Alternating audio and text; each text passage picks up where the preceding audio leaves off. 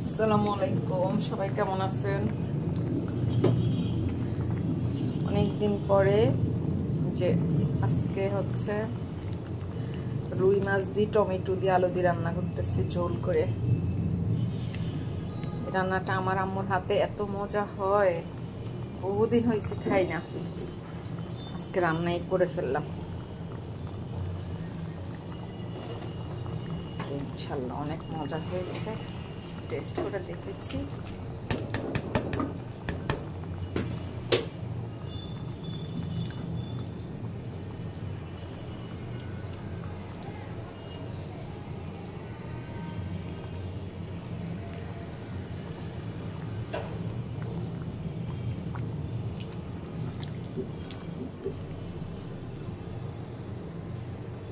মাশাআল্লাহ অনেক সুন্দর আসছে কালারটা।